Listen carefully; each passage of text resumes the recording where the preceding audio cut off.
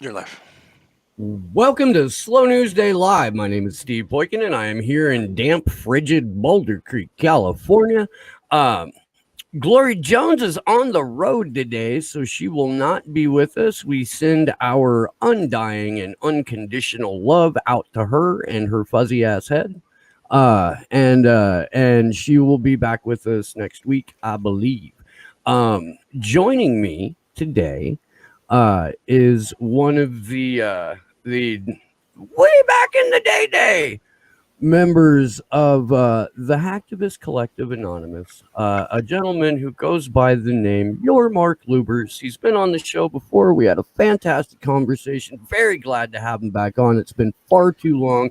How are you doing, man? It's lovely to chat with you again. Yeah, thanks for having me back. I mean, last time we had a great time, great show, and yeah, and there's certainly some stuff to talk about now. I mean, there are some updates, and with the Assange thing, we have an operation we wanna mention, and yeah, I'm happy to be back and appreciate it. Thanks. Oh yeah, I woke up a little late today, and again, because I've been sleeping like shit for the last, I don't know, 20 years, and so I'm a little bit behind on my regular schedule of caffeine and microdose of mushrooms. So I'm probably gonna do that in the middle of the show. So if you see me like and then get a weird look on my face and rapidly grab a cup of coffee, that's why. Some leaked audio came out this week that Project Veritas got a hold of. And I want to talk about this because there's a couple of things that Gateway Pundit reported that aren't necessarily factually accurate, but that shouldn't take away from the just mind-blowing debunking of the U.S. prosecution's case revealed by this leaked audio. Were you able to get a chance to listen to any or all of that? Yeah, and what is crucial, I think, is so in this case against Assange, the prosecution has always said that Assange was involved with releasing classified material and put people at risk with it. And this audio call shows that Assange was worried about certain things being released, not by him, but by Daniel Domscheit-Berg. He was an employee at WikiLeaks, but left WikiLeaks, and that he was warning the United States that it would be possible that classified information was released and people would have been put at risk. And it just shows that next to what we already knew, that whatever Julian was involved with the documents on WikiLeaks, that those were redacted to reduce the risk for anyone involved.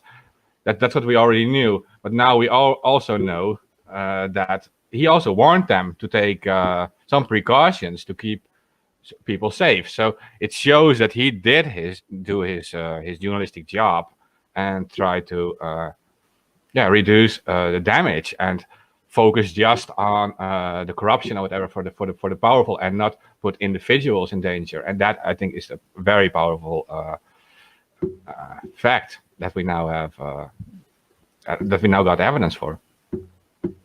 My favorite, there were several brilliant moments in that, but the one that I think most people have who have listened to it, even the clip, have heard, is Julian telling this State Department schlub, well, we see this as more of a you problem than an us problem.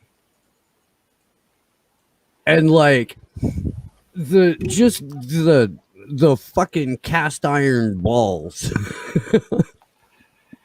on the part of Julian Assange to like, yeah, I mean, look, let's look at the extent to which he really did try to cover the ass of an organization that he has no reason to show any sort of fairness or kindness to. because when he contacted the German authorities about Dom Scheitberg, they told him, well, the cables don't belong to you, so you can't file an injunction. Only the State Department can file an injunction, and it's entirely up to them. And at that point, Julian could have said, oh, okay, well, maybe I'll tip them off to this, maybe I won't. But the damage that could have been done to WikiLeaks going forward, if they just would have let this slide, if they would have, not said anything and just let Pirate Bay and let Cryptome do whatever the fuck they were going to do without separating themselves from that, could have been irreparable. But because he extra miled this shit, because he just incredibly patiently explained to the schmuck from the State Department, Cliff Johnson, I think his name was, exactly what was going on and exactly what was coming down the pipeline. Not only did he exonerate himself in the future, but he demonstrated a quality of character that I don't think I would have been able to have had I been in that situation. No, I agree. And they thanked him for it too, and they said that they appreciated it, and they thanked him for it in the audio. And the fact that now they're trying to create this whole story that he in fact put people at risk, but it just shows that they've been lying all this time. And for this to be released so shortly before January the 4th, where the judge is supposed to give a first ruling, is very powerful. I mean, anyone who's heard this audio should realize what is going on now. And I would say, if there are protests around the world, join these protests and show that you're aware of this. I mean, it's a very powerful message. Whether he wins or loses this first case, there will be. If he loses, there will be an appeal, of course. And if he wins, there will probably be an appeal too from the other side. So. But you're right, and what he also said, so these files, he said they asked him, so these files are going to be released on the internet, and are you going to be doing it? And he said, no, we are not going to release it, but there exists an encrypted file on the internet somewhere with this and this person, Daniel Damscheid-Berg, and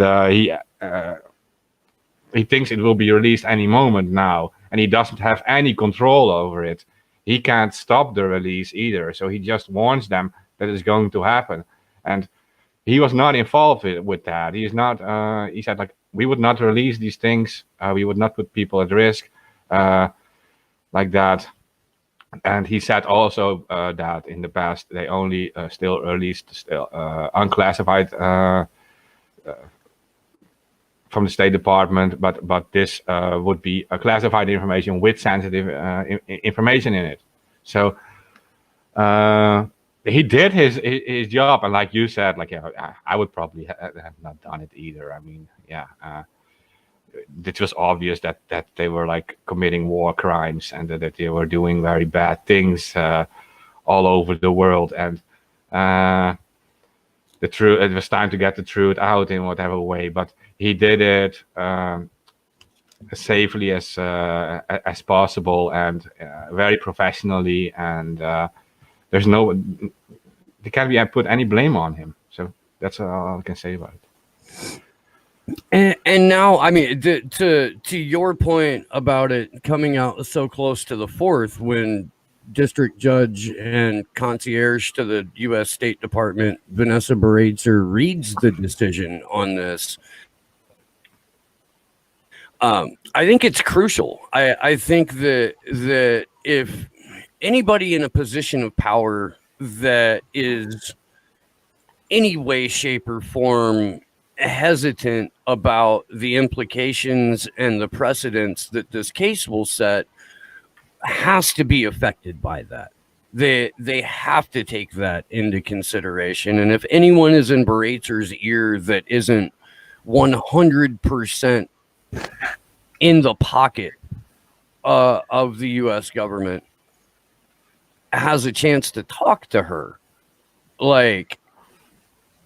I don't know, dude. I'm an activist and I'm a fucking national organizer for Action for Assange. I have to maintain a little center of hope. I've got a fairly well constructed wall of cynicism built around that center of hope. But between the UC Global stuff, um, Juan Passarelli, documentary filmmaker, very good friend to Julian, has become a friend of mine over the last several months, year. And he told me that he's been in Madrid for a number of weeks, putting together a little series on UC Global that he thinks will have significant impact on this decision as well. So between UC Global and between this leaked audio, we've got more than enough verifiable information that Julian Assange's legal rights, human rights, civil liberties, and civil rights have been violated on a domestic and international level. In the face of all of that, what does Beratzer do? Put yourself in her robe, Lubbers, and what do you do? Like, if you're a careerist? How do you want the rest of your career to go? Do you want to be the judge that ended investigative journalism? Yeah, well, in this case, like UK law is a little special on that. Like, the question is for this this first case, so not the appeal yet. Will this be included in the decision, or will it be based on what the defense submitted and what the prosecution submitted? And the question is, like, will Beratzer be informed of this? In a legal sense, not just in secret, and will she use it to base her decision on it, or will it not be included at all? What we do know is that would he lose this first case, that definitely in an appeal it will be included. Yeah, and it will increase his chances like tenfold. Of course, I mean it pretty much destroys most of what the prosecution says, that he did it with a hostile intent, and that he put people in danger deliberately. No, he didn't. No, he literally warned them that it was about them, and that he didn't even do it. That the files were already in the hands of someone else. And so, yeah, so that's the question. Will it be included? I think technically it should be included. I'm not sure how judges are treated in the UK. Like, are they kept away from everything that happens, or are they being informed? I hope she will get access to it. I mean, as a judge, yes, she has to think about her career too. Like you're saying, like, if you're aware of this, you have to make the right decision on it. I mean, you can't have such a hatred against a journalist or whatever and be so biased in a decision that you say, like, I don't accept it. I hate this man so much. Now I'm aware of this, and I'm just going to ignore it. I don't think that's going to be the case. Maybe it will delay a decision, and they say, like, we have last minute evidence. We have to study this first. I don't know. But for an appeal, definitely. So if you would lose, you would include it in an appeal. The defense must use it in an appeal, and will make a very, very powerful case. I know that Stella Morris, Julian's partner and the mother of his two young children, Gabrielle and Max, has said, expect the UK to fast track the appeals process and expect a decision by May. This speaks to an accelerationism that none of us saw coming back this summer, or even back in February after the first part of his rendition hearing came to a close, and then we were kind of in this nebulous waiting period for them to eventually set the September 7th date to start back up the trial. Have you heard similar rumblings about them trying to fast track this appeal? and make it a little bit more draconian for Julian? No, no, no, not directly. But about the September 7th thing, I was surprised they were able to continue with it in the first place. And I mean, I'm pretty well educated on European law, and I've not seen this before. There were some mistakes made. Like the defense didn't have enough time to prepare, and I was convinced it wouldn't continue in like this. So when it did, I immediately went to London too to cover it. So I didn't hear anything yet about this new thing. Perhaps it will be delayed. Perhaps it continues. Um, well, if you look at Assange, okay, this might be personal, but if you look at Assange, he's been in this prison for so long now, and he's been in the embassy for so long before that. He hasn't seen daylight technically in so long, and you can see it is really detrimental to his health at this point, and it's almost like they make it a publicity thing to scare other journalists, to scare other activists, and it seems like it is a deliberate attempt to show like this can happen to you, whether you're guilty or innocent. We can do this to you, and when he's eventually ruled innocent, it could even be it could just be as harmful for journalism as when he is ruled guilty. I have to be honest, because other journalists will see like if they can do this to an innocent journalist, the guy is eventually set free, but they have been able to psychologically torture and smear him and keep him in a hole for so long, and he's innocent. That is a true way of scaring other journalists and Yeah. putting. Yeah, That's the chilling effect that Daniel Ellsberg talks about frequently. Um, we've seen it evidenced in the escalation of attacks on journalists, not just here in the U.S. but globally, since Julian was sold to the United Kingdom for a $4.2 billion IMF loan and trafficked out of the embassy. Um, yeah, Freedom of the Press Foundation, for as much as they've done to shield themselves from Julian Assange and throw him under the bus in 2016, they've managed to come back around and are now pretty firmly in his corner, or at least half the board is. They released a report earlier at the beginning of the week, or maybe last week. It's 2020 has been the longest fucking decade of my life. yeah, It They released a report saying that attacks on journalists in the U.S. alone have increased by 1,200%. And that didn't happen in a vacuum. That didn't happen in a bubble. That's a direct result of the consequences and fallout from removing Julian Assange from the table. Craig Murray under investigation, has a court date. Vanessa Beeley, Eva Bartlett, smeared by BBC4.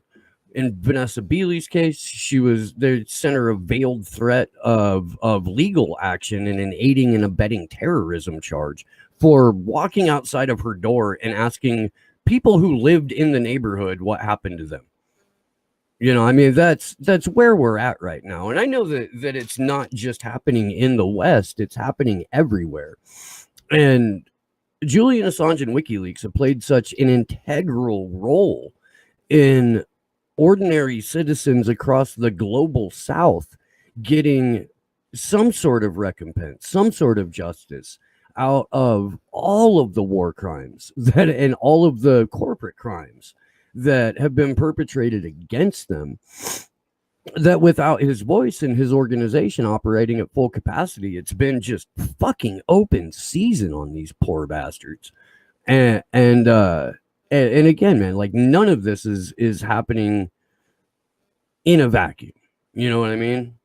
yeah, yeah. And another thing, keep in mind that WikiLeaks is also a platform for citizen journalists. Like many professional journalists, if you want to call it like that, they have these huge platforms, commercial platforms. They have a lot of reach, a big voice in that sense.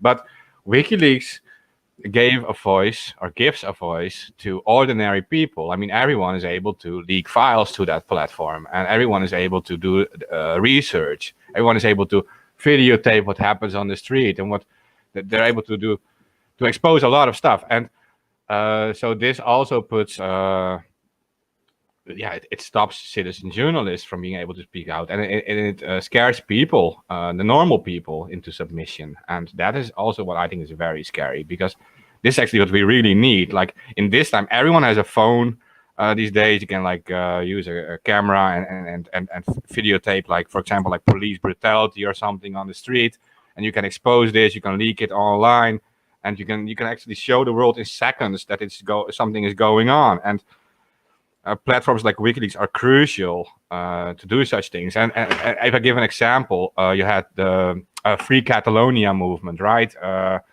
Catalonia, is an area in technically in Spain, but it existed before the Spain even existed as an autonomous region, as an independent government even before that. And they had their vote for independence, and they wanted to have their own state. It was denied, but they voted with such an overwhelming amount for independence that over 90% voted for it. That they deserve it. And WikiLeaks was one of the only outlets that covered their voice. And in fact, Julian said he doesn't agree or disagree with independence or not, but looking at how they voted, over 90%, that is the only outcome. It's the only thing we can support now. So and he pushed hard for it, and he supported them openly. And that is when UC Global, like you mentioned before, and the Ecuadorian government cut off his internet.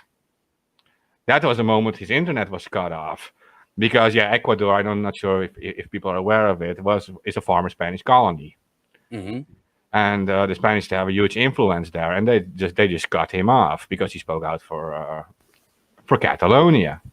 So that's the thing. And these were ordinary people. These were people on the streets. They didn't have the professional outlets supporting them. They had WikiLeaks, and that was their big voice. And so that's an example. So citizen journalism, they are at risk because of this too, and not just the normal professional journalists. What I wanted to say. We had a question in the chat from our resident wizard, Rob Juno. And he says, what can a normal idiot like me do to convince the laws of the super rich to become true and just? Yeah, he was our resident wizard. Like, that's a wizard fucking question right there. It is. Yeah. Okay. And so what you can see is how they are trying to silence journalists, how they are trying to silence independent media. It shows that is actually also their weakness, or they wouldn't try to silence them.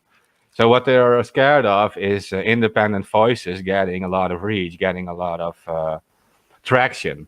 So what they are scared of is the actual normal people being well informed and being well educated on the things they prefer to hide.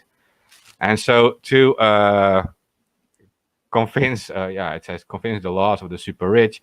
Well, to adjust the laws of the super rich, you have to awaken these masses, right? You have to inform them, and you have to create powerful, persistent resistance, like a resistance that doesn't stop. Like you have the one.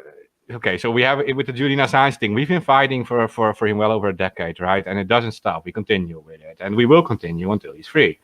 Now, on other issues, you need these well-organized people too, and they have to continue until it is changed. And it can't be like, okay, we push for this now, and okay, when we lose a month later, so we stop. No. You have to keep doing it, and you have to keep pushing it until they bow to it. because they are not in power. Actually, it's actually the normal people who are in power, and the only way they stay in power is by uh, manipulating or by fooling these masses uh, to believe something entirely different than what is actually going on. And so, education is the most powerful thing, and that's why WikiLeaks is such a powerful thing too. And that's what scares them so much. They're actually scared of it. Look at how they act towards it. Oh, I mean, they act like they're fucking. Have you ever listened to John Bolton talk, man? That guy is fucking shit your pants, paranoid, scared all day, every day. The what's his name? Alex Karp, the current or co-founder of Palantir, said that he got private security 24/7 because he's in fear of his life every second of every day. Like, I mean, we really are dealing with frightened, petty tyrants here. Yeah, what you're talking about, Palantir, yeah, it is. That is an Incutel operation, and Incutel is funded by the CIA. It is, it's their hedge fund. Yeah, yeah. Which I want to stay on that for a second, because I know people that are watching are probably familiar with Incutel, but you guys got to talk to your friends and family about this. Like, at least just ask, why is it necessary for the Central Intelligence Agency to have a hedge fund? Like, where, in what reality is that necessary for a branch of covert intelligence to maintain a public hedge fund and then be like incredibly nebulous and secretive about where their cash is going, to the point to where you need Freedom of Information Act lawsuits in order to disclose some financials on a company? That's the only reason we know Palantir had Incutel funding. It's the only reason we know Google had Incutel funding, or Facebook, or Twitter. It's fucking cartoonish. It is. I'm sorry, I didn't mean to cut you off there. No, and why would an organization like Palantir be so aggressively involved with attacks against WikiLeaks? Yeah, when it is founded by Incutel, and I'm not sure we should mention the name, but the founder and who is also like the former chairman and CEO of Incutel. He was also the CEO of Lockheed Martin, and he was also he was in the United States space flight thing. But he was crucial is he was the CEO of Lockheed Martin. Now Lockheed Martin is of course deeply involved with the U.S. military, and when Assange exposes the war crimes of the U.S. military in Iraq and in Afghanistan, obviously it's going to trigger some things with them. And being that Palantir was funded by Incutel, and that Incutel is ran by this former CEO of Lockheed Martin, you have them. They push these buttons, and they send that team in to stop him, right? And what we've seen with leaked emails back then, I think this was 2010 or something. The emails leaked of H.B. Gary, and Palantir was involved. That they were aggressively going to attack WikiLeaks, and they said, like, we're even going to try to inject false documents into WikiLeaks to discredit them, and we are going to destroy him. Keep him tied up in court for 25 years, move him from country to country, honeypot the motherfucker, do whatever we can do to entrap him, do whatever we can do to destroy him. This came out 10 fucking years ago. Sorry, 9 years ago. And yet we're still having to educate people on this because they're so kettled into these information silos, and the propaganda inside of these information silos makes them programs them into believing that the only true sources of news are the ones that confirm all of their biases and only like reinforce their preconceived notions. It's fucking incredible. We've got my little sister Taylor Hudak in the chat. She says hello and she loves you. Oh, hey, hey Taylor. That was fucking hilarious, by the way. That was hilarious, Mark. I'll, but only to me, apparently. Um, who Hey, sits high upon a throne of knowledge he shouldn't have? hey, I do want to get into that real fast because that is very important. What you said, that is that whole fake story they're pushing, right? And they're only pushing what they want people to believe, and people fall for it too. And now there is this psychology behind it, and that is that they at the same time launch this very strong fear campaign against people. And shortly before the show, we discussed we might go into like lockdowns, etc., and the COVID situation too. They're pushing a very strong fear campaign against people, and at the same time, they bring out this message that they will save everyone, and that they are the people to look at if you want to be saved and protected. And that people like Assange or like WikiLeaks as platforms are actually hostile people who want to destabilize the system of safety and the system of the establishment, the authority that keeps everything going and everything running, right? And everything as it is. And so this is a very powerful psychology that's unleashed upon everyone. And when people are scared, it is the cult mentality. They will look at the alphas in the society, and the alphas are the people in power, and they will look at those who lead the pack to save them and lead them to safety, right? So I think that is a powerful psychology behind it, and for that to change, we need to do a lot of education. Now I can't. I actually can't see your face right now, Lubbers, but I'm gonna suggest that you not read the chat while you try to answer. All right. I'm avoiding it as much as possible. I don't, but you're talking. I'll read the chat. And Because they're taking the piss out of you there, buddy. They are. But no, look, man, you're so right.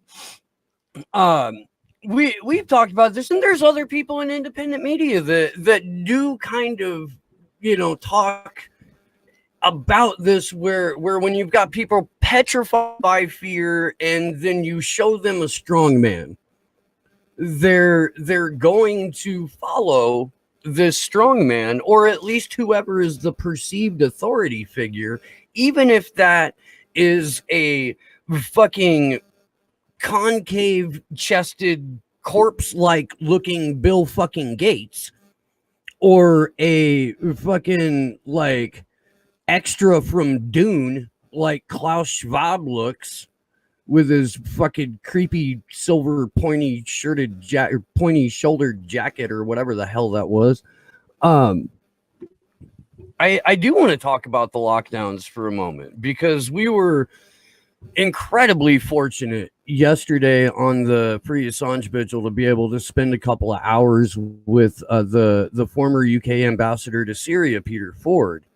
And there seems to be quite a bit of overlap. And maybe this is a good tangent to go on too, because there's a tremendous amount of division going on, at least in the American almost left. I'm gonna say, and we're leading up to this, but Peter was saying that there's a lot of overlap between Assange supporters and the European anti-lockdown movement. And I agree with that fully, because what it fundamentally comes down to is we would all like our self-determination. We would all like our agency. It is insane to me that the concept of my body, my choice only applies to whether or not you can have an abortion, not whether or not you get an untested, lied about, maybe this will sort of help alleviate your symptoms, but you can still infect people when you get it vaccine. You know what I mean? yeah, yeah. Uh, okay, to start about this whole lockdown thing. So we do. Okay, so whether you believe in what they tell us about this whole virus or not, it's besides the point, I guess. What matters is these types of viruses, coronaviruses, they spread more easy indoors than outdoors for the simple reason that they spread uh, through droplets in the air, and the lockdown thing. And I think even the World Health Organization has said that now. I was surprised by that. The lockdown thing, when people are actually indoors sitting in the same room with each other, they're actually more likely to get infected by certain viruses. And when they walk outdoors and a virus just flies into the air right away, and you pretty much have far less risk to be infected. Now, so whether this actually stops infections, it decreases infections, I don't know about that. What I do know is that the effects on the entire country and the economy and all the stores, all the independent businesses, yeah, are detrimental. It's going to destroy everything. It's the longer it's already destroying everything. And I mean, we shortly before this show, I told you, like I mean, the Amsterdam region, and even in November when I was walking through some neighborhoods in Amsterdam, I saw everything was closed. Look at okay, so we all know Amsterdam. Everyone goes to Amsterdam for the red light district and the coffee shops. Well, I can tell you, everything is gone. No. 1/5 of. Wait, hang on. Are you telling me there's no drugs and pussy in Amsterdam right now? Because that's going to kill tourism. Yeah, I mean that's what I'm telling. That's yeah, a fucking shame, man. And that's what that's like. Literally, all the entire world goes to Amsterdam for those things. Right? No, I mean, dude, when I was 12, I knew that the good cocaine and pussy was in Amsterdam. Yeah, I mean, why else would people even go there? It's a small town compared to like places like New York. There isn't that much. That's I mean, it's all. Yeah, and it is all about. It is just was a place to be free, right? That it was a place that was known to be free. It is one of the most. Yeah, well, I've been to many cities, and it is like the freest place you can think of. You can do anything in Amsterdam. I mean, you can. Yeah. Okay. So. Yeah. No. I mean, I've been there. I'm well aware of what you can do there. Yeah. So that's what I mean, and that's what it was none of. But now it's like, okay, they say now already 1/5 of businesses is bankrupt, is gone, and at that, and not just the small businesses, the big ones are disappearing too now. And to look at that, and when you talk about the virus that only killed 7,000 people in my country now on the official numbers, right? Let's say that is, and that is the official number. So there's not even like people who had other diseases as well, or tagged as COVID and stuff. Let's say those numbers aren't accurate by any stretch of the imagination. No, well, let's be the advocate of the devil and say, yeah, it's all correct. Okay, 7,000. But I can tell you that this collapse of the entire economy is going to cause a lot more damage, a lot more deaths, even in the end. People will be depressed. They will go bankrupt, getting into high debts. There will be suicides. There's a lot of stuff going on because of this, and you collapse a society over a virus, while things like cancer kill a lot more people, car accidents kill a lot more people, and you don't collapse a society over car accidents either. Like you say, like, okay, we're going to stop driving all the cars until we have this fixed. Like, we're going to lock everyone down and make sure there are no more car accidents. That's not how it works. So yeah, and you can't do that. You can say like we have like 30,000 car accidents a month, so this is far too much. We have to lock everything down and make sure there are no more car accidents, and then we open the society again. But that's pretty much what they're doing now. So yeah, like over a virus. So that's the thing. And then you have another thing, and that is the whole dystopian situation we're getting ourselves into. That they are now putting this whole digitalized money system in with digitalized passports. We have vaccine passports now. They will have a vaccine chip on our European passports, and you can travel if Wait, you. already? This is a plan that was I mean, because I knew they've been talking about it, but I didn't know if it was actually implemented yet. And I know it's going to happen to us too. Yeah, so it was originally, I think, a plan from Angela Merkel from Germany for 2023. It would have been mandatory on all European passports. Now they're pushing hard everywhere for the vaccines, and they're talking about it, saying like, yeah, so someone has taken the vaccine, it needs to be on the passport, or they need to be tagged as taken the vaccine. And there are stories of saying like, you don't have to take the vaccine, but you will no longer be allowed in like government buildings, certain government buildings, and these things. So it's going really wild right now. And when I look at the whole digitalization of the money system, so I went to London to the Assange thing, and when I left, it was not yet like that. And I came back to the Netherlands, and all the people in the supermarkets in the big cities, right, were replaced by a computer. I had to buy, like literally in that short time period, and I came back and I had to pay my groceries with my card at a computer, and there were no more people working there. Right. I thought, like, how can this happen so fast? What's going on here? Well, that's the whole thing about this. The COVID 1984, as my good friend Jason Burmis has been calling it for damn near a year now. It's accelerationism. It's almost like a shock and awe military campaign. Do you know what I mean? Where you get put this overwhelming force at your perceived enemy to try and overwhelm them. Yeah, that's the whole fucking point. Except for in the case of COVID, it's to introduce what Whitney Webb calls a technocratic panopticon, where we've got all avenues of society that are ran by machine learning driven entities and nebulous corporations like Palantir. But it's not just health, it's not just school, it's your grocery store, it's your fucking online church, it's your workplace. Like every aspect of human life is being pushed towards this technocratic transhumanist future that I am so fundamentally hardwired against. The only thing I can think to do is rebel against it as loudly and as often as possible.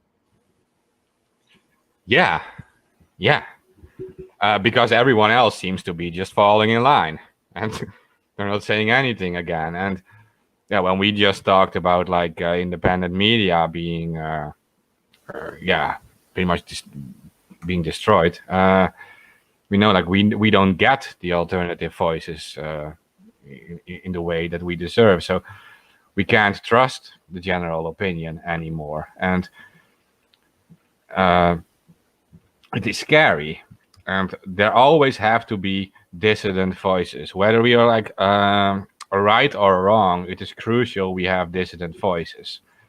Why? Because we need it thoroughly investigated. And so, and I've spoken with people who are the so-called anti-vaxxers, right? They don't trust any vaccines, anything. They don't trust any vaccine. And I had this discussion before, and there are people like from the establishment or others saying like, yeah, you guys are crazy. Why don't you trust any vaccines? Vaccines save lives.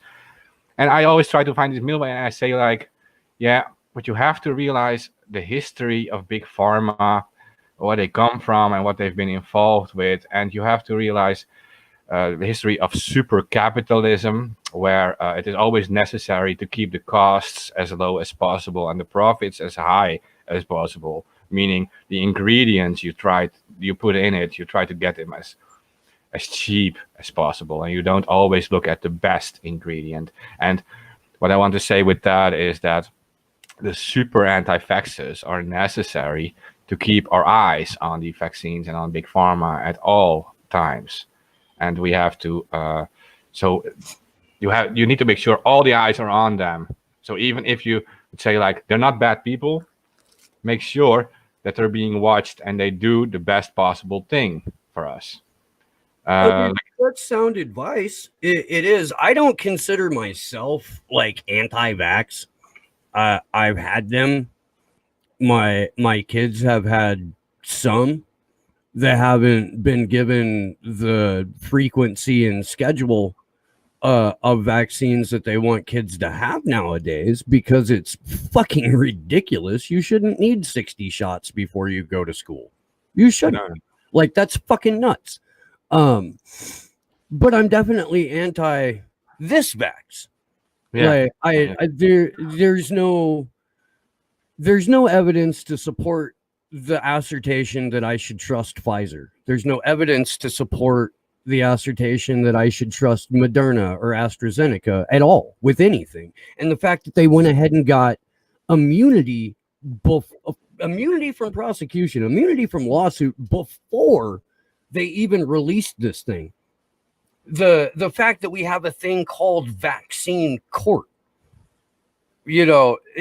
that makes me wonder, and it makes me skeptical, and it makes me hesitant at the very, very least. And it also makes me want to do more research into these companies and into exactly what they're putting into these vaccines. I don't think that that's conspiratorial. I don't think that that's out of pocket. I don't think it's any kind of radical or lunatic behavior. But I'm treated like it is.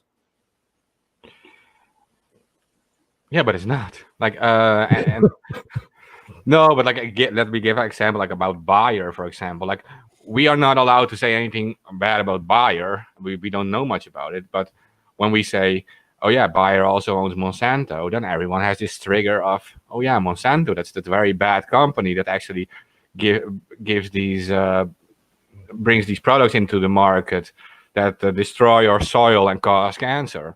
But Bayer isn't that the pharmaceutical that provides medicines against diseases, provides cancer treatments, and why would they buy a company like Monsanto that still continues with the same products like the glyphosate thing that causes cancer? It's well known that it causes cancer. Yeah. So then you're thinking about like, okay, so this big pharmaceutical company is involved, maybe indirectly in causing cancer, and it is involved with curing cancer, like, and it uses ingredients in its medicines that are created with GMO, special GMO patents at Monsanto. So, and in looking into the history of Bayer back when it was still okay, this is maybe a bit controversial, but when it was still Oh, IG when they Farben. worked for the Nazis, when they were the manufacturers of Zyklon B, because the Yeah. B in Zyklon B stands for fucking Bayer. Yeah, I'm aware. Yeah. So yeah, so they were still called they were called IG Farben, and their business locations were literally in front of concentration camps, and forced labor was done in their businesses. So they don't have exactly a great history. So why would The paragons of virtue, the people that came up with Zyklon B and the people that came up with Agent Orange, just gave each other a special hug, and now they're one corporation where the money never leaves the fucking room. Yeah. They create the things that give you cancer. They create the things that alleviate some of the cancer, and the money never leaves the room. It's the same fucking thing with what Ray McGovern calls the Mickey Mat, the Military Industrial Congressional Intelligence Media Academia think tank complex. Holy fuck, I did that right. Yay me! The money never leaves the fucking room. Yeah, so and I was going to be a little conservative with what I was going to say here, but yeah, no, you're right. You're taking the words right out of my mouth. I mean, that's just exactly it. And for us to now suddenly blindly trust pharmaceuticals like that, who are all involved with each other, by the way, make price agreements on things, make production agreements. It's not like it's one business. It's not like it's just Bayer. No, there's also Pfizer, GlaxoSmithKline. All of them are involved with each other, and yeah. So, and now we have to blindly trust them suddenly while they're producing a vaccine against something.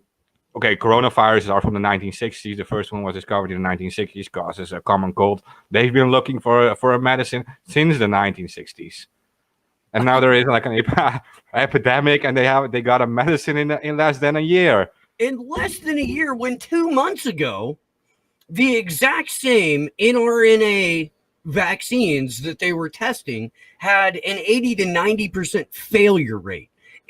Over a decade's worth of trying to develop a successful mRNA vaccine. But suddenly, magically, even, they figured out everything that was wrong and were able to create a successful, first time ever, mRNA vaccine. And we're supposed to take that on faith because we're not allowed to see any of the data that they have used to support their assertion that it's safe for us. In what fucking world does that pass the smell test? I mean, it's just, to me, it shows the utter contempt that these fucking demons have for us. Yeah, yeah, and even even if we wouldn't take that aggressive stance on it, the least people can do is be a bit skeptical, right? I mean, is that too much to ask? I really hope not.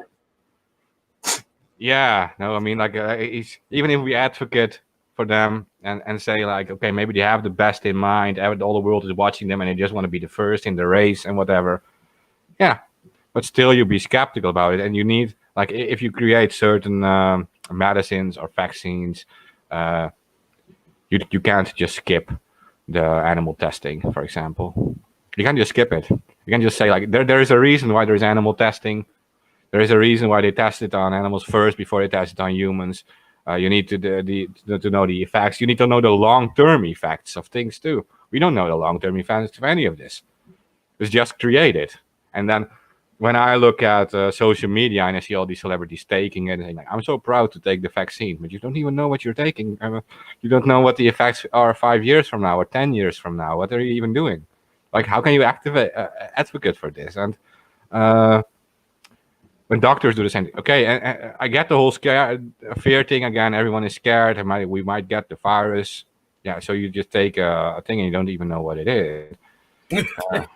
Well, I mean, look, they did that thing where they've done a number of staged look at who we're giving this vaccine to. You know, they bring out black and brown frontline, quote unquote, essential workers to give this sort of like show of confidence that it's okay for you to take this thing. But when you zoom in on it, like the plunger's already down, or it's clearly fucking not a vaccine because there's no reaction on the skin. If you just shoot saline into somebody, it doesn't do a goddamn thing. If you shoot a vaccine into somebody, there's at least a little irritation mark around it. That's not happening. And when they actually do give the legit vaccine to someone, they pass out on camera. Did you see that? Did you see the nurse drop like a sack of fucking doorknobs while she was talking about how excited her and her staff were to have received the vaccine? Because that was fucking epic. Yeah. And then when you see things like that, which are being like censored on most social media, will be removed in the end. But yeah, you have to wake up when you see stuff like that. And I see Taylor asking, saying like no one is scared about the virus. What are you talking about? So I want to just mention it real quick again. We're talking about these mass fear campaigns they're pushing, right? They're scaring everyone, and whether they are people are rightfully scared or not, the effect is that people are going to look at the people in power for solutions, and that's the effect they want. And it's not just with this; it's with other things too. And I don't want to like refer to like all things like the 9/11 situation, for example, when they said terrorists are all attacking the USA, so we have to now attack the whole world to save the USA from terrorism. You say like we're being attacked, We have the answer. We will save you. You have to listen to us. You go into a lockdown, close all your businesses, and the economy, and everything you know, and we will protect nothing that is left. We will save you. So, So, Peace yeah. Power in the chat brought up something. The article that she read about the Alaskan nurse concluded with, she faints like this all the time. Okay, so let's take that on faith. All right. Every time she gets a shot or has pain, she faints. Why the fuck did she volunteer to take the shot and go on camera and talk about it? Why is she the lone nurse that the camera crew decided we're going to have this person who passes out from pain every single time she experiences it be the fucking face of trust the vaccine? I don't buy that for a fucking second. I don't. No. I think that is a story they created afterwards. Not sure about that, but I think so. Yeah, no, you're right. Because that's obviously not the perfect face to choose for your propaganda campaign. So you would not deliberately choose that. But it did make me think of something else, by the way, and that is years ago we had a new thing. It was called the HPV vaccine for young girls, right? Because the HPV is a thing all the young girls get, and in the end, it causes like cervical cancer and these things. So they had a vaccine against it, and it was released like super fast, and everyone was taking it, and then all these cases of narcolepsy and stuff became visible. There were young girls in my country. They were like posting videos about it on social media and things. They were passing out. They had like a weird form of narcolepsy. They just dropped and they just fell asleep without any reason. And they were all convinced it was caused by this vaccine. And at some point, that whole story just died out. And it wasn't being talked about anymore. But it happened.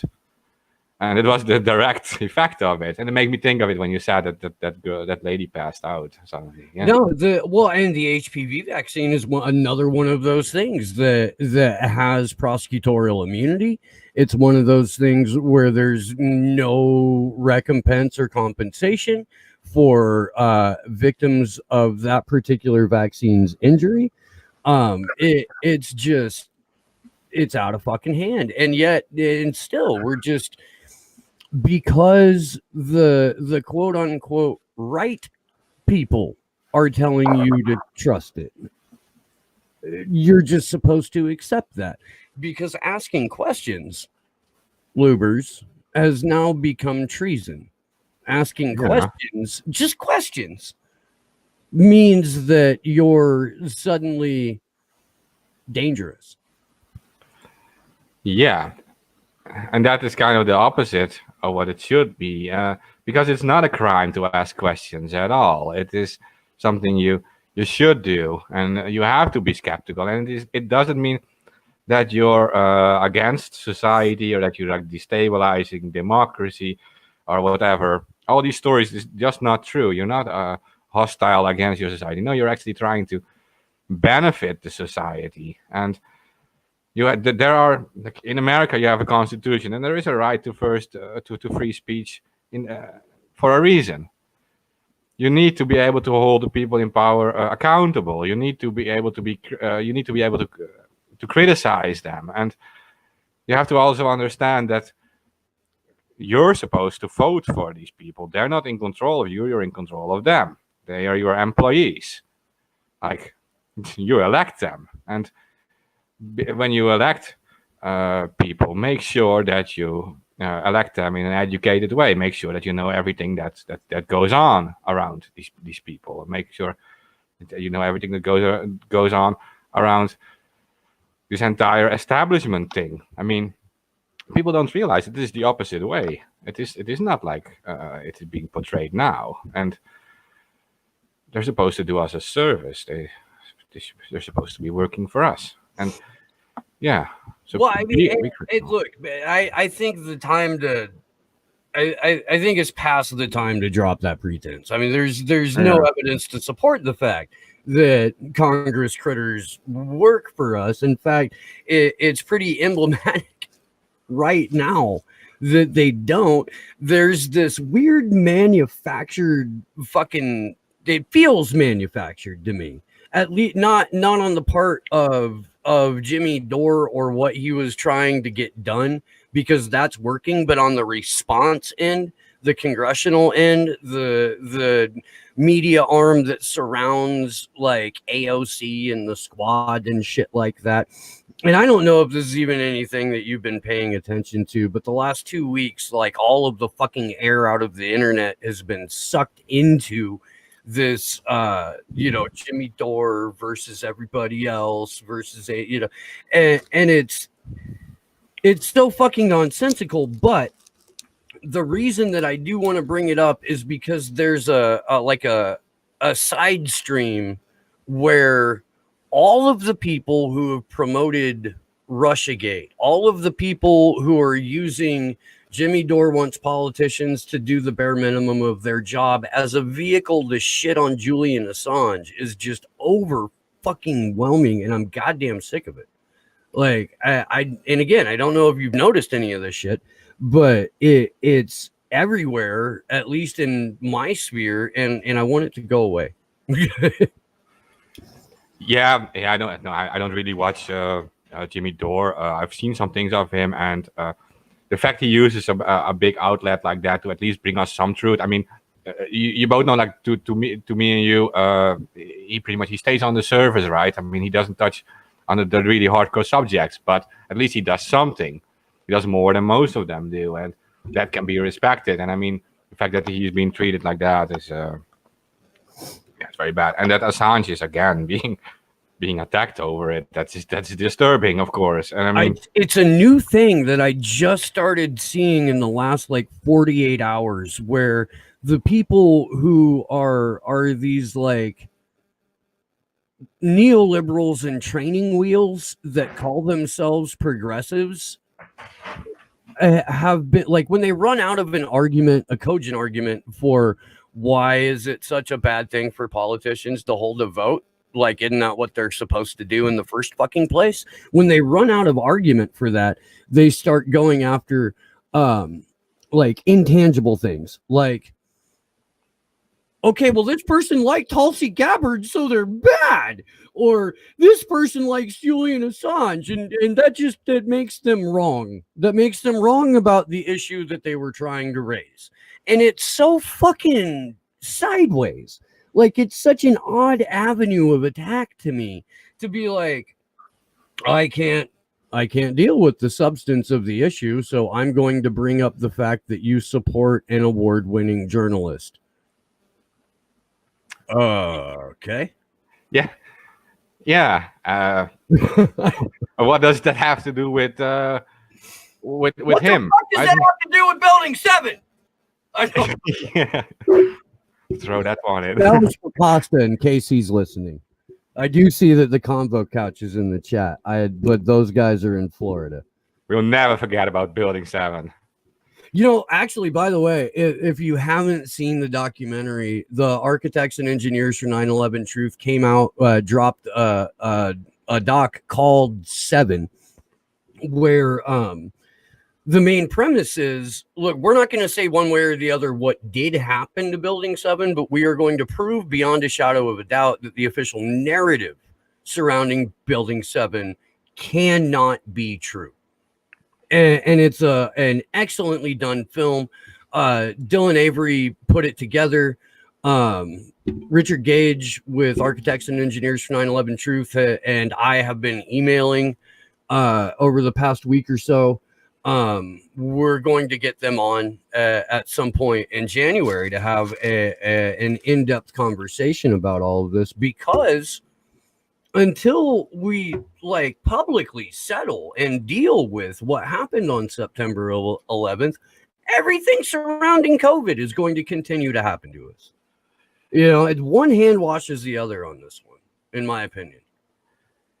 Yeah, no, so I'm not sure if all the listeners are aware of that Building number 7 thing, but yeah, okay. So that was a building that was close to the World Trade Centers, and it was never hit by any plane, but it collapsed in a way that looked like a controlled demolition, and it was to me pretty obvious that it was controlled demolition. I mean, it imploded, and it was done in such a way.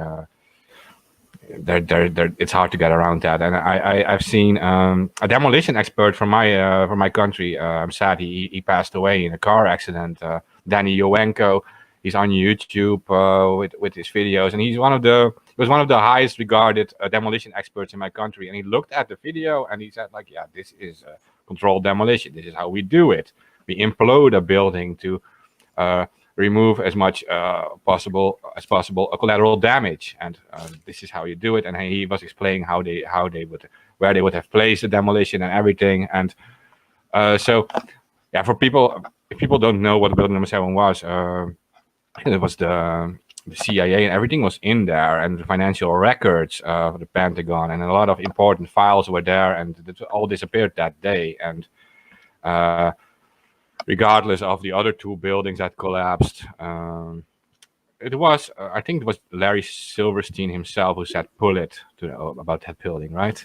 Yep. I've seen about it. Yeah. And later they said, like, what he meant was pull out all the firemen out or something, which didn't make sense to me. But there's so many things that don't make sense about that. I'm going to give a big plug to my good brother Jason Burmis. Go watch Loose Change: The Final Cut. That is an award-winning documentary that he produced, that Dylan Avery, who directed 7, directed the final cut of. It's up for free on Jason's YouTube channel. That will give you some decent background on it. And then, I mean, it's like $4 to rent this new doc, and it goes to a very worthwhile organization, the Architects and Engineers for 9/11 Truth. Go watch 7, and then look for a in-depth interview with the writer, director, and founder Dylan Avery and Richard Gage on this here channel coming up in January. I'm really, I mean, I don't think you can get a full and complete picture of what has happened in the last 20 years without having a fundamental understanding of what really went down on 9/11. I want to pick up a little bit, Mark, on your point about Jimmy Dore. I see his show as a crucial stepping stone to or a crucial step on a pathway to a more tangible truth. Like, you're right, dude. He barely scratches the surface, and that's a choice that he makes to be able to stay on YouTube and cultivate a platform that currently has like 800,000 people subscribed to it. I don't have a financial stake in this show. I have a job. I don't do this show to make money. I'm amazed when people give me money, and I'm ever so fucking thankful for it. And it does help me, continue to do this thing. But it's not my primary occupation. So I don't have the same fears that Jimmy has. I don't have the same concerns that the rest of those guys have. And so I can say whatever the fuck I want, whenever the fuck I want, however the fuck I want. And all I want to do is get as much truth out here before they take me away. Yeah, no, that's fair. And like you're saying, yeah, he does have a stake in his show. He needs to live off it. Now I'm sure he makes enough of it that he can take a little hit like that. But he just bought a $2 million house in Studio City, which is an incredible deal for a house in Studio City. Like, I'm not ever going to shame the man for being successful at what he does. And I want to make that perfectly clear. I'm not wealth shaming Jimmy Dore. Good on you, motherfucker. Way to earn that money. Way to do it outside of the system. Fucking A, man. Good for you. Like, continued success, sir. I do want to drive home the point though, that like a $1.9 million house in Studio City ain't shit. I live in California. I know what houses cost here. I've got good friends who are in real estate. I've got good friends whose parents are like real estate magnates. And yes, they're pieces of shit, but that means I know how much the medium home price in Studio City is. I called a friend up yesterday and asked, and he was like, "Oh, it's $1.5 million." Like That's rattled it off. insane, by the I'm way. like, "What's the medium home price in LA County?" He's like $720,000 without hesitation. Dude, he's reading this shit every day. It's part of his daily routine. What's the average medium home price in Santa Cruz County right now? It's $675,000 for four walls and some plumbing indoors. $675,000 in my and that price is going up, not down, because 1,000 homes in this community got destroyed because of the fucking CZU Lightning Complex fire back in August and September. I've read about situation in California, but it also has to do with Silicon Valley, I think, and all the technology companies, and there being a huge housing shortage because of that. All the employees, and they can't even. And I've learned that some Google employees live in their cars and stuff. They can't even. Josh, you want to speak to that as a former Google employee? Yeah, that was pretty fucking common. I mean, I was a contractor and I actually made more than their full-time like field techs and shit. And like those guys had fat student loans and shit because you got to have a nice degree to even work there. And these motherfuckers were making like less than 40 grand a year in Mountain View. Like I don't like they couldn't hardly eat, dude. Like it was crazy. And this was back in fucking I was out of there by like 08. Something like that. Okay. So you got out before the actual housing crash. Yes. Right now, Google owns, I think, 30 houses in my town. They're literally company housing. So the people who live there don't own the home.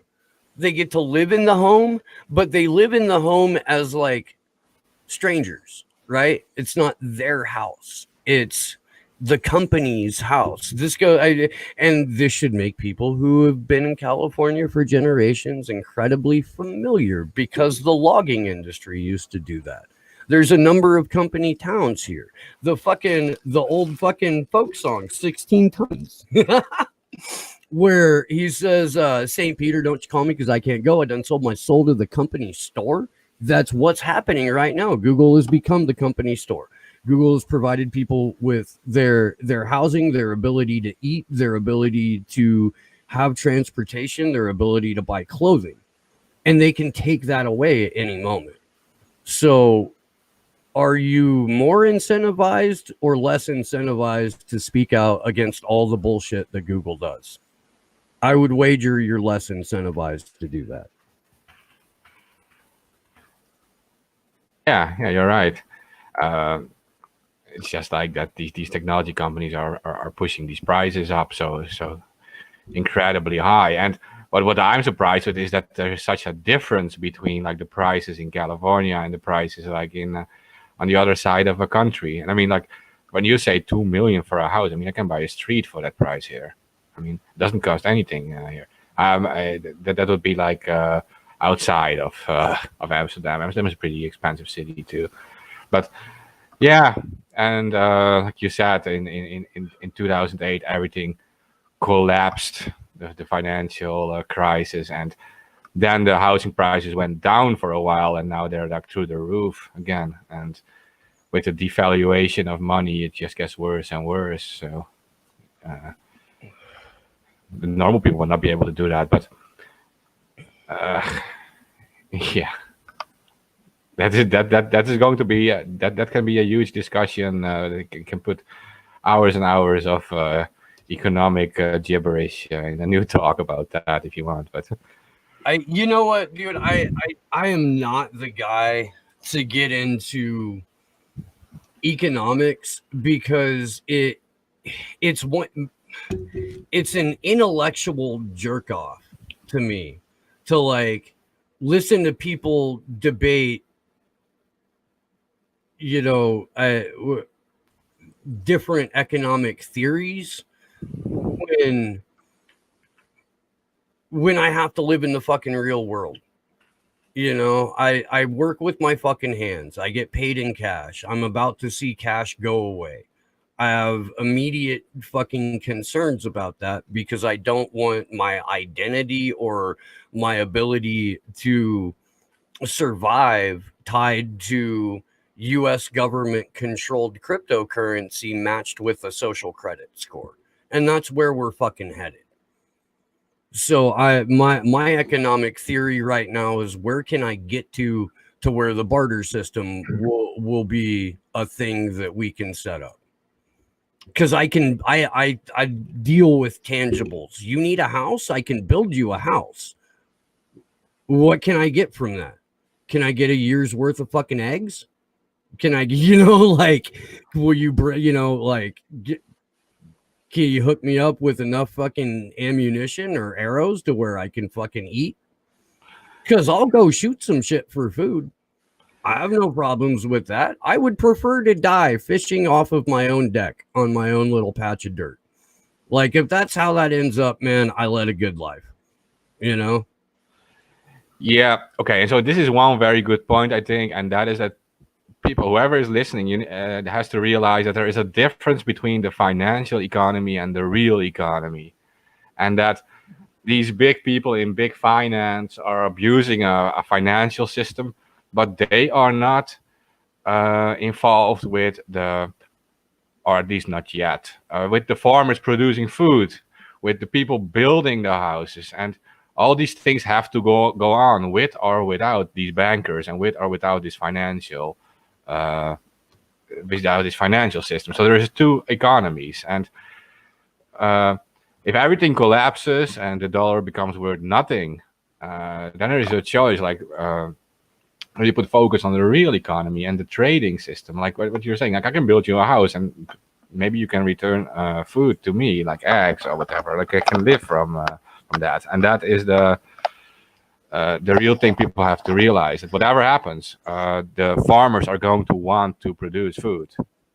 They're going to want to deliver food to you, and that is where the reality is. And that is the same as when we're talking about politicians, or we're talking about others in power. They're acting like they are in power and they decide whatever goes on, but it should be the other way around.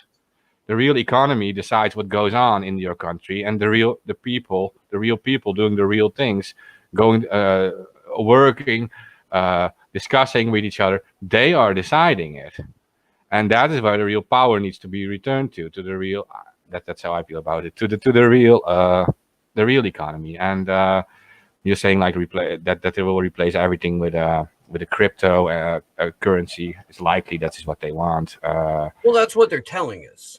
Yeah, and at least I saw China already released their own government cryptocurrency, the blockchain technology.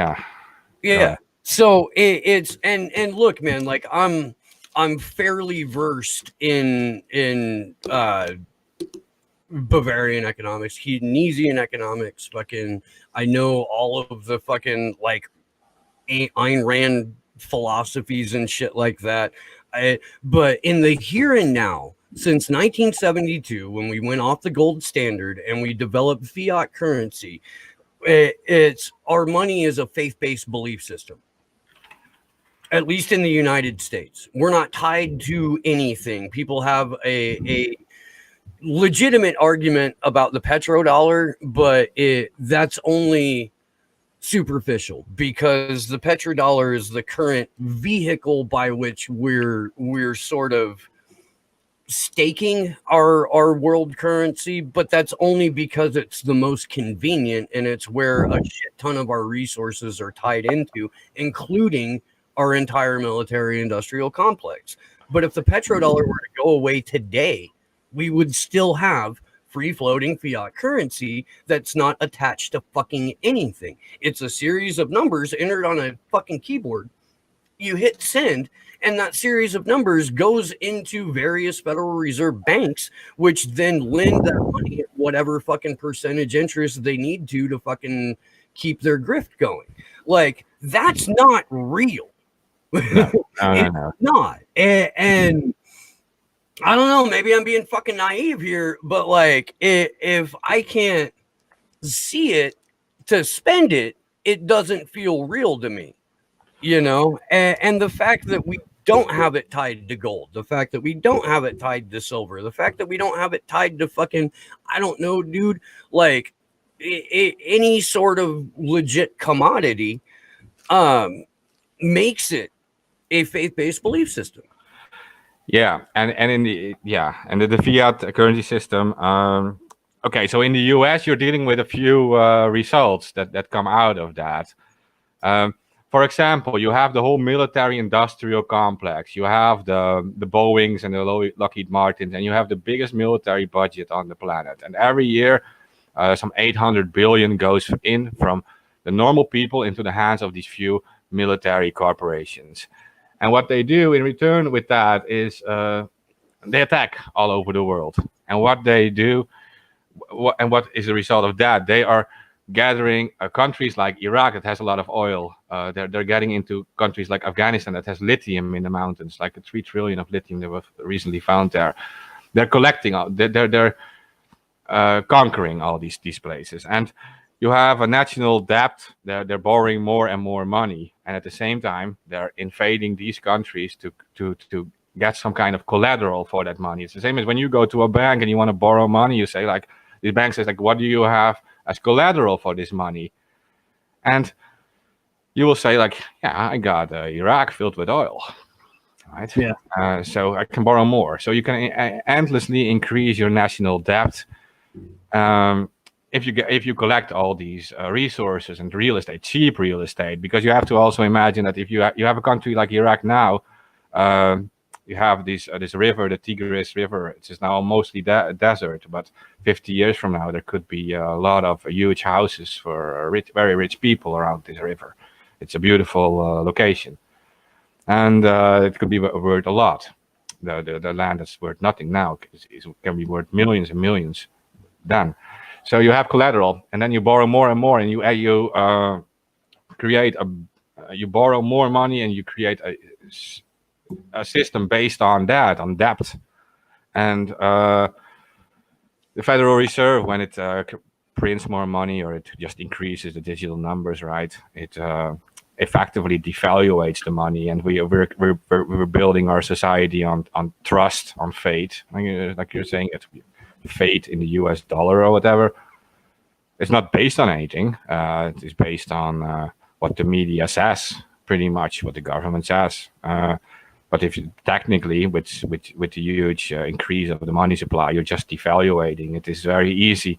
You go to a market with 11 apples, and they only want to buy 10. You have to lower the prices, so you sell the 11 apples. So that's how you're devaluating the money endlessly. And then you have the fractional banking system, where they only have to keep small reserves in their banks, and they invest in a huge derivatives programs around the world. And the moment your economy no longer grows, and we're at that point now with the whole lockdown system, you're at risk of collapsing, because you're effectively aiming to endlessly increase a supply.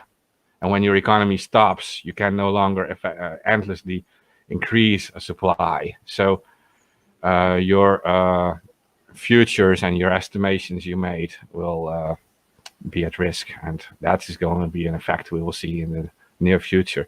Well, according to Burmis, who did a video on it at the beginning of the week, water futures are about to become tradable commodities. Water. Okay. Water. Okay, well, we've seen Nestle, etc. Yeah. Being, oh my God, that sick fuck! That image and quote is burned into my skull. That guy, right? these evil eyes. I thought it was Photoshop at first. Then I found that he actually No, looked like that's just a fucking dead-eyed, soulless servant to power. yeah. Yeah. Okay, so the CEO of Nestle, he actually said that water is not a human right. Water is not that drinking water is not a human right. He said that, and yeah, at first I thought it was a hoax. That wasn't true, but it was all true, and he looked like a devil spawn. Yeah, he looked so evil, that guy. And yeah, what they're doing. So what they're doing, like literally, they're collecting the cheap drinking water. They're buying up all the drinking water in the poor countries of the world, or also in the rich countries. They're gathering everything and they're selling it back to us in expensive bottles, pretty much. Yeah. Yeah, well, I mean, that's the same basic premise as the Great Reset, which is the same people who destroyed the planet are going to hijack what's left of it and ransom back bits to us, maybe. Yeah. Yeah. And what you're saying, that is an investment thing then, like, because these bottles, yeah, like I said, they're 50 cents for a liter maybe, and I'm talking in liters. I don't know how much that is in It's a third of a OC. gallon, roughly. Yeah, a third of a gallon. For our Okay. American audience, a liter is a third of a gallon. So do the Yeah, math in your own heads, folks. Get out your notebooks if you haven't, your abacus, whatever you need. I speak fluent metric though. yeah, no, but Coming up with that drug dealer math. yeah, but that is another. So look at that the kind of scam that is. Like, because you have Nestle buying 1,000 gallons for a few cents, putting a price tag on of 50 cents for half a gallon or for a third of a gallon. They're effectively creating the market price. Then you're creating a market value that has nothing to do with what it actually costs. Yeah, So it's you're creating scarcity. yeah. So, and then you have like what Bernard said. Like, you have people who can invest on that, but it's pretty much these big companies deciding the actual market price, right? And that is like a few big water bottling companies that do that. They're not that many. And Nestle is a huge one. You have Unilever. You have, I think, the Pepsi group. Yeah, and they pretty much they run the market on that. 5 or 6 super big companies in the West do that. And Nestle did horrible things in the past with other things in Africa. I'm not sure you want to get into that, but these are horrible companies, honestly.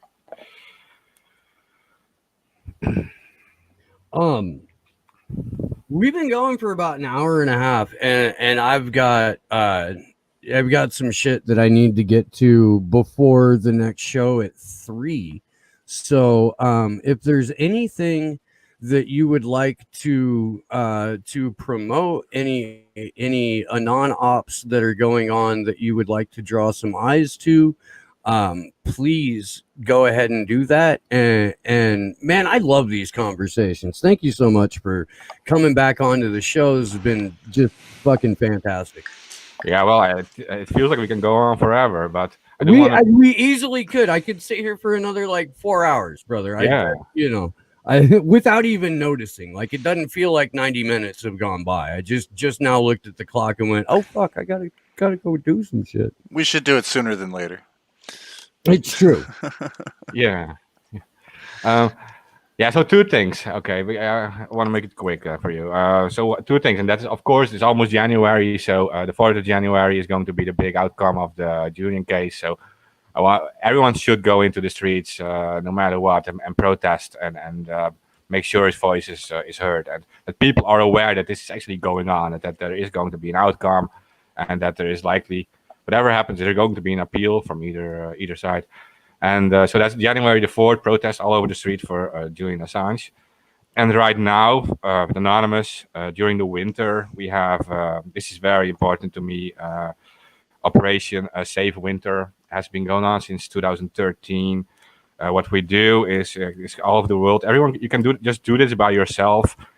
We go out to help the homeless during the winter, right? Because many people are like celebrating during Christmas and having parties and all these things. The cold days, the winter days, are the worst days for the homeless people, and it's happening all over the world. That okay, so in some countries there are shelters, and homeless people can have something to eat, can have a place to sleep, but that's not always the case, right? And there's homeless people, and they are victims.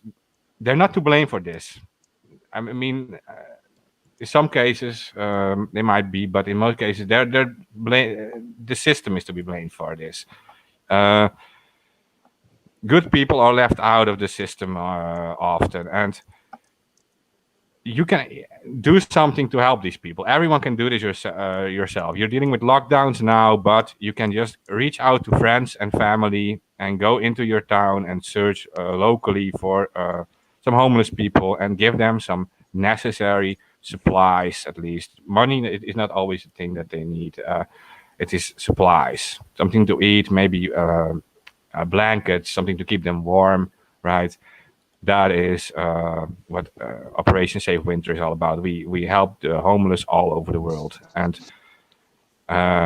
you can do this yourself. It is not like there's anything planned. There are some planned events. Some people are organizing bigger events, coming together for this, but just do it yourself. Go into town and help these homeless people. That's really pretty much it. And if you're on social media, search for OP Safe Winter, or type the whole thing, Operation Safe Winter, and you'll find plenty of posts about it.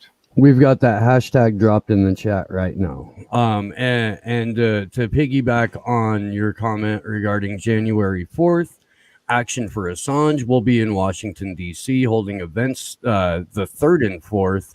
This is also going to coincide with a couple of other fairly large protests that week. The morning of the 4th, there's going to be a protest at AOC's office. So we're hoping to grab a number of those people to bring them with us. And then on the 6th, there's going to be a massive Trump rally. So we're hoping that some of those folks get into town early, because we would like as large a human presence as possible. But as Lubbers said, get out in the streets in your own town. That's going to do it for the show today. And please join me in a few hours, 3 p.m. Pacific, 6 p.m. East Coast time. My buddy Marcus Cage will be on with us. I haven't talked to him in for fucking ever, so it'll be great to catch up. That's going to happen over on the Rockfin. If you're not supporting the show on the Rockfin, what the fuck is wrong with you? That's where I'm going to be when YouTube yanks my channel. You can make a free account. If you do endorse my channel, you get access to the premium content of everyone else. There's a number of fantastic content creators over there: Jason Burmis, Jimmy Dore, Richard Medhurst, just to name a couple. If you're into sports at all, there's like an entire realm of everything from like MMA to wrestling to fucking what have you. It's a fantastic platform, and I highly recommend it. And just thank you, all of you, for being a part of this. I fucking love you guys. I really do. Big thanks to your Mark Lubbers for joining us all the way from. Thanks to Sleepy Josh on the ones and twos. Big shout out to Gloria. I wish she could be here, but she's traveling with her basketball team as she is a college student athlete. And that was, understood going into all of this. But we miss her and can't wait to see her back on the show. And I will see you guys soon. Good luck to us all.